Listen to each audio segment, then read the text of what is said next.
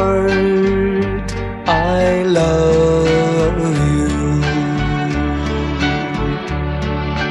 Deep in my heart, I care. You are my life, my everything, my dream, my every prayer. Deep in my heart, I know that deep in your heart, you know that we were meant for each other, and we will love each other forever.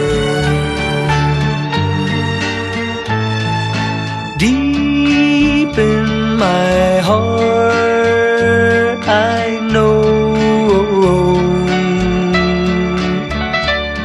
that deep in your heart, you know that we were meant for each other, and deep within my heart, and deep within your heart, yes, we will love each other forever.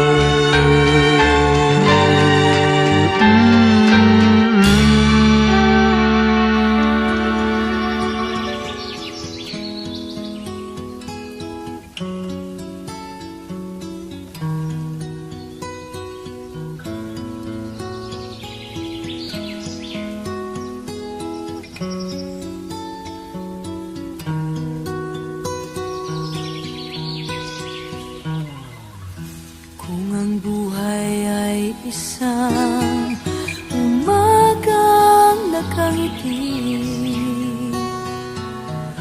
at ikaw ay ang lupang sinusuyo ng bituin,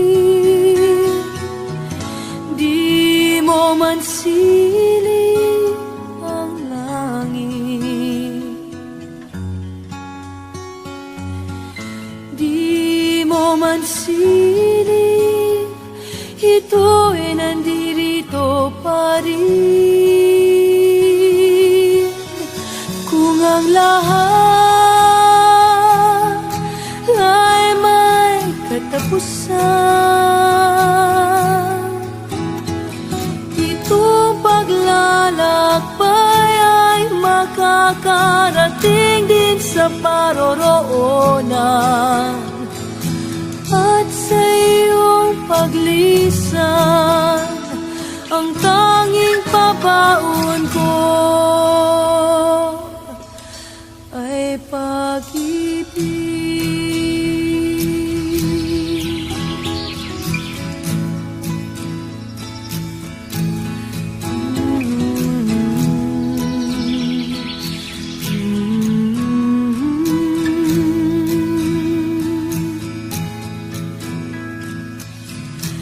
Sa pagbuhos ng ulan, sa haplos ng hangin, alaala mo ay nakaukit sa pisngi ng langit. Di man umihip ang hangin, di man umihip, ika'y nandirito pa rin. Kung ang ng lahat. Punta dito ngayon. Ako nga po pala si Diego Dominador A. Gambon, yung mga nasapang sa pangalan ni Tata. Una-una ay pinapasalamatan natin, pinapasalamatan natin ang Diyos. Sa Kanya ang pinakamataas na pagsamba, papuri at masasalamat. Sapagkat ang gabi nito ay pagpaparangan sa Diyos ang mga ginawa sa buhay ng ating kapatid, Tatay Robin. Hello. Hi! I want to thank you for coming here to celebrate the life of this extraordinary man who I was lucky enough to call my grandfather that time. For those who don't know me, I am Gabriel Lizambar. Ever since I can remember, I've known my grandfather as a quiet man, a loving man, an incredibly handsome man. But he was immensely humble and never took himself too seriously, except for his hair. His hair was very serious to him. My favorite memory with that time was him trying to speak French with me and him teaching me Tagalog, which really taught me a lot. Till today, I remember this. Thank you. Thank you, Gabriel. Panganay na ako ni Tatay. Sa 25 years ko kami magkasama. Lahat po yung sa balik ko ni Tatay na kahit hindi lang masyado. Meron man. Yung huling 50 pesos sa wallet. Kapag na-short po ako ng pera, hindi po siya magdadalawang kasi na ibigay sa akin. Ganun po ulit si Tatay.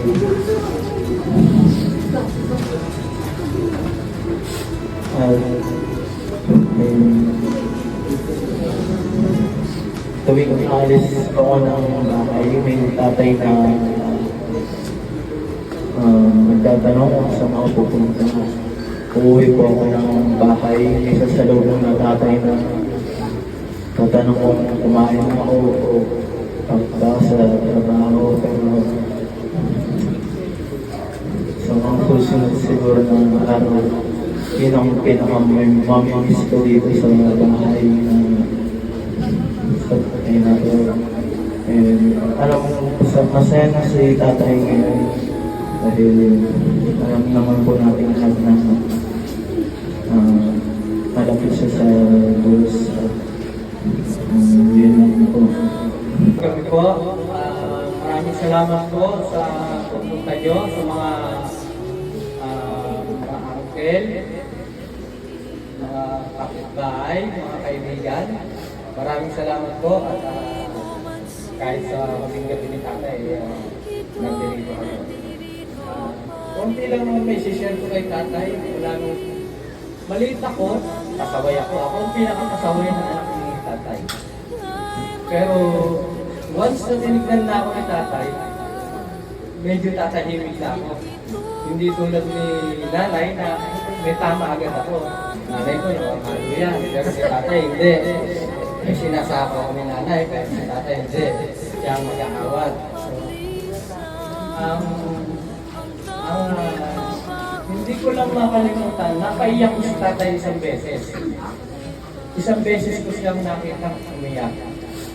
Kasi sa sobrang tigas ng ulo ko, inuutosan niya akong kumuha ng tubig. Parehas kami nagtatrabaho sa isang shop at kailangan niya ng tubig dahil marumi-marumi na. Pero ako, nangunguha ako ng kay Mito, ng isa pader. Hindi ko siya iniintindi. Bata ako, makulit, pero tumutulong na ako sa kanya. Sa konsuelo po yun. So, ang ginawa ko, nung nagalit siya, tumakbo ko. Talagang tinakbo ko siya ng malayo, nakapunta ako ng magsaysay. Kung alam niyo lang yun, malayo yun. Pero iniwan niya yung trabaho niya dahil nainis siya sa akin. Inutusan niya ako, pero iniwan niya yun. Hinabol niya ako ng tricycle. Ang mali ko, dulo pala yung napasukan ko. So, na-corner niya ako. Ang magandang himig, liwanag ng ilaw, ang siyang Kulay awan kadena, di tunggal aldaw,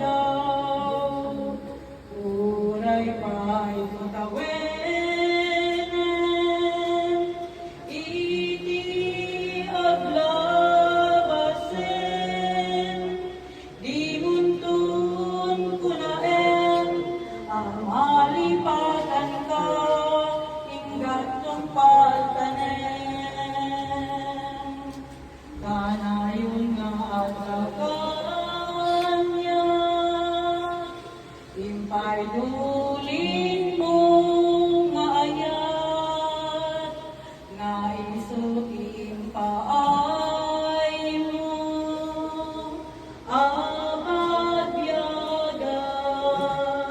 We've come a long way from where we began. Oh, I'll tell you all about it when I see you again. When I see you